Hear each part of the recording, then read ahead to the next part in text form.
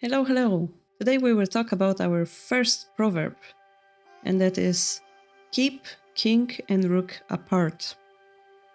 So why is it exactly important? As you know, in Shogi we have this weird rule that pieces can come back to the board, basically suddenly appear out of nowhere, right? Teleport onto the board. So that changes our view on things. For example, we will have this position when our king and rook are very close to each other. And if our enemy has a knight in hand, they can immediately drop it and fork both of our pieces. Remember that king is our most important piece. Without it, we are losing the game.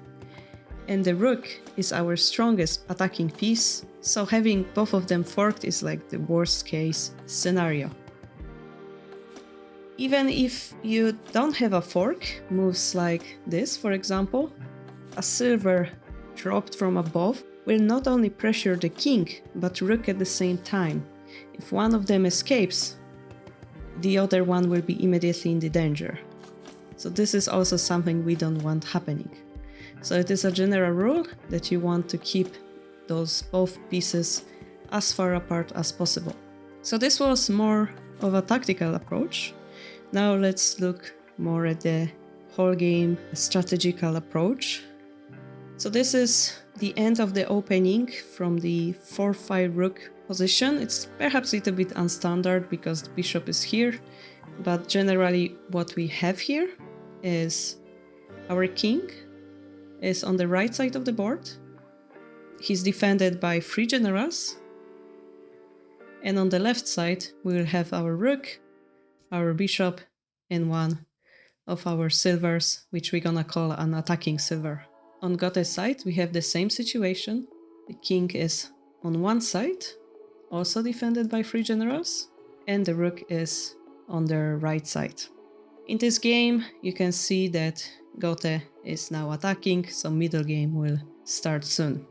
So now, having that in mind, let's jump a few moves into the middle game. And let's see what happened. We still have the same shape around the king, yeah, 3 generals defending. Here we have actually additional one added. But look what happened to the left side. We had more pieces around here, right? We had a lance, we had a knight, there was a rook somewhere here. Same here, there was a silver, knight, rook, bishop, right? All of those pieces are gone. This left side became one big battlefield. So this is a natural outcome of shogi games.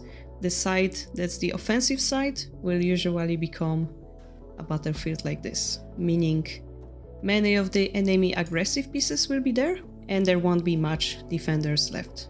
As a result, you can see that this king, by not being there, is relatively safe.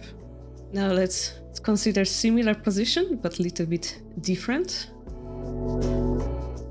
It's the same position, but we put the king outside the castle. You should be able at this point to feel that something's wrong, yeah?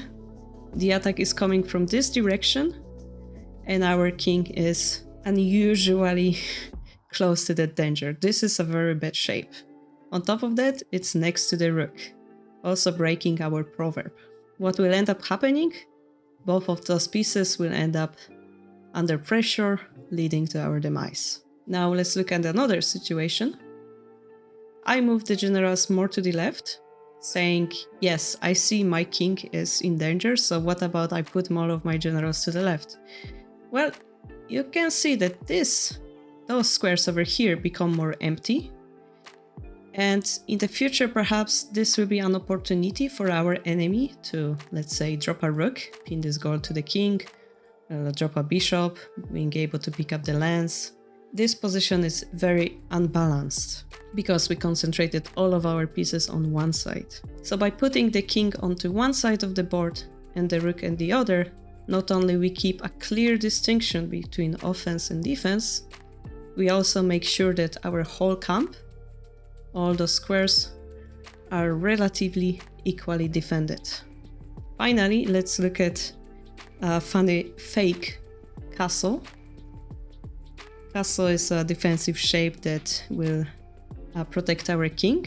This specific shape is called invincible shape, but by one look at it, you can probably now understand that it breaks both of our rules, yeah? The king is very close to the rook, which gonna bring us problems later in the middle game. And the position is not very well balanced. You can recognize our poor bishop not being defended. You can recognize the same weak spot is over here. This position have, of course, some other problems with it, but we will leave it for another time. In the next video, I would like to show you your first real shogi castle. I will see you there.